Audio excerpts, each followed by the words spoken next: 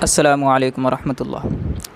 میرے بھائیو، قربانی کے کھال کے متعلق بہت سارے لوگوں کو یہ غلط فہمی ہوتی ہے۔ وہ یہ سمجھتے ہیں کہ قربانی کی جو کھال ہے اس کا صدقہ کرنا لازم اور ضروری ہے۔ تو ایسا سمجھنا کہ قربانی کی جو کھال ہے اس کا صدقہ کرنا ہی ضروری ہے، یہ غلط ہے۔ بلکہ قربانی کی جو کھال ہے اس کو کسی دوسرے مصرف میں بھی ہم خرچ کر سکتے ہیں اور استعمال کر سکتے ہیں۔ اس کے متعلق حضرت مولانا مفتی سلمان منصور پوری دامت برکاتہم العالیہ نے اپنی کتاب النوازل میں بڑے ہی اچھے انداز سے بیان کیا ہے۔ اگر آپ اس کو دیکھ لیں، ملاحظہ فرما لیں تو انشاءاللہ اچھی طریقے سے بات سمجھ میں آ سکتی ہے۔ دیکھیں، مفتی صاحب نے لکھا ہے کہ قربانی کی کھال سے متعلق تفصیل 3 باتوں میں بیان کی جا رہی ہے۔ نمبر 1، کھال کا خود استعمال کرنا۔ نمبر 2، دوسرے کسی شخص کو دینا۔ نمبر 3، بیچنا یا کسی سے تبادلہ کرنا۔ ان تینوں کو وضاحت کے ساتھ ترتیب وار بیان کیا جاتا ہے۔ نمبر 1، کھال کا خود استعمال کرنا۔ دیکھیں، یہ کچھ باتیں تھیں جو مفتی صاحب نے اجمال کے ساتھ بیان کی، اب آگے اس کی قدر تفصیل کر رہے ہیں۔ تفصیل یہ کر رہے ہیں کہ قربانی کے چمڑے کا ڈول، جوتا، خفین، مصلی، مشکیزہ، دسترخوان وغیرہ تیار کروا کر اپنے استعمال میں لانا اور دوسروں کو دینا جائز اور درست ہے۔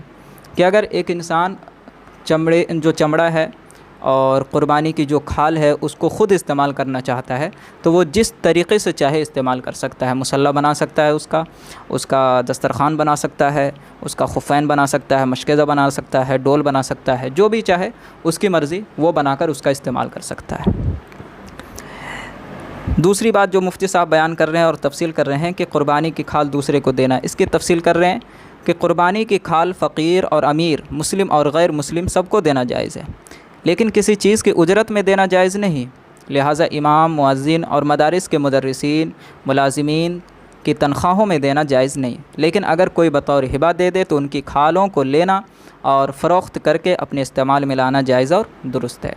مفتی صاحب نے یہاں بھی بیان کر دیا کہ آپ قربانی کی کھال کو کسی دوسرے انسان کو بھی دے سکتے ہیں، بس شرط یہ ہے کہ آپ جس کو دے رہے ہیں وہ کسی اجرت کے طور پر نہ ہو، بغیر اجرت کے آپ دیں، جسے آپ کہہ لیں ہدیہ کے طور پر، گفٹ کے طور پر۔ آپ گفٹ کے طور پر کسی کو بھی دے سکتے ہیں، اس سے فرق نہیں پڑتا ہے کہ جسے آپ گفٹ کر رہے ہیں وہ امیر ہے یا غریب ہے۔ آپ امیر کو بھی دے سکتے ہیں، غریب کو بھی دے سکتے ہیں۔ اسی طریقے سے آپ مسلمان کو بھی دے سکتے ہیں اور غیر مسلم کو بھی دے سکتے ہیں، اس سے کوئی فرق نہیں پڑتا۔ آپ غیر مسلم کو بھی گفٹ کر سکتے ہیں، بس شرط یہی ہے کہ آپ اجرت کے طور پر نہ ہی دیں۔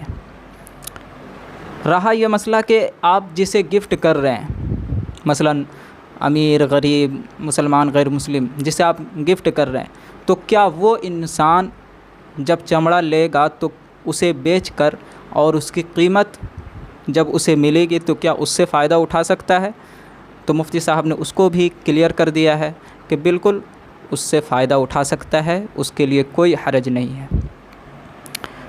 تیسری بات یہ بیان کر رہے ہیں مفتی صاحب کہ بیچنا یا کسی چیز سے تبادلہ کرنا، کہ قربانی کی کھال فروخت کر کے اپنے کام میں لانا اور مسجد کے امام، مؤذن، مدرسین اور ملازمین کے تنخواہوں میں صرف کرنا جائز نہیں۔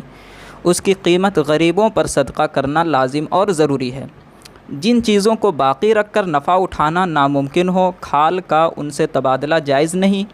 اگر تبادلہ کر لیا تو ان کا صدقہ کرنا لازم ہے، جیسے تیل، گھی، مسالہ، آٹا وغیرہ۔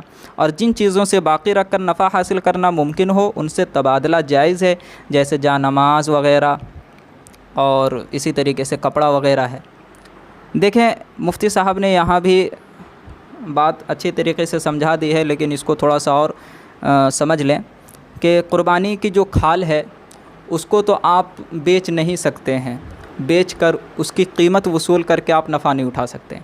آپ قربانی کی کھال سے تو نفع اٹھانا جائز ہے، قربانی کی کھال سے، لیکن قربانی کی کھال کو بیچ کر جب آپ کو قیمت ملے گی تو اس سے نفع اٹھانا جائز نہیں ہے۔ آگے مفتی صاحب وہ لکھ رہے ہیں کہ بیچنا تو جائز نہیں ہے اور قیمت وصول کر کے اس سے نفع اٹھانا تو جائز نہیں ہے، لیکن قربانی کی جو کھال ہے اس کو دوسرے چیز سے تبدیل کرنا، بدلنا جائز ہے، لیکن وہ بھی کن چیزوں سے؟ ان چیزوں سے تبدیل کرنا جائز ہے جو باقی رہنے والی ہوں۔ جیسے آپ چمڑے کو برتن وغیرہ سے تبدیل کر رہے ہیں، چمڑے کو کپڑے سے تبدیل کر رہے ہیں، چمڑے کو اسی طریقے سے آپ جائے نماز وغیرہ سے تبدیل کر رہے ہیں کہ آپ چمڑا دے رہے ہیں اور ادھر سے برتن لے رہے ہیں، آپ چمڑا دے رہے ہیں ادھر سے کپڑا لے رہے ہیں، آپ برتن چمڑا دے رہے ہیں اور ادھر سے جائے نماز لے رہے ہیں۔ تو اس طریقے سے بدلنا جائز اور درست ہے کہ یہ چیزیں جیسے جائے نماز ہے، کپڑا ہے اور برتن وغیرہ، یہ چیزیں باقی رہنے والی ہیں اور باقی رکھ کر آپ اس سے فائدہ اٹھا سکتے ہیں۔ تو ان چیزوں سے چمڑے کو آپ تبدیل کر سکتے ہیں، اور اس طرح کی بہت ساری چیزیں ہوں گی جو باقی رہنے والی ہوں گی، ان چیزوں سے آپ چمڑے کو تبدیل کر سکتے ہیں۔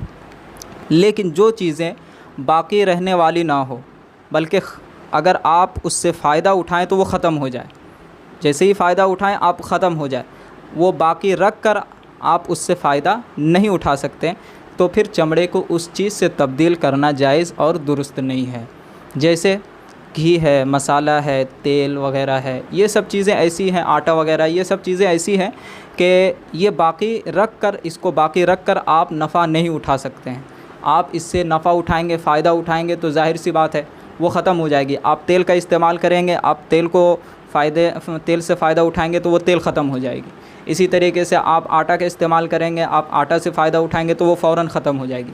تو آپ اس کو باقی رکھ کر استعمال نہیں کر سکتے ہیں، آپ اس کو باقی رکھ کر فائدہ نہیں اٹھا سکتے ہیں۔ تو لہٰذا ایسی چیز سے چمڑے کو تبدیل کرنا جس کا باقی رکھ کر فائدہ اٹھانا ناممکن ہو، ایسی چیز سے تبدیل کرنا جائز اور درست نہیں ہے۔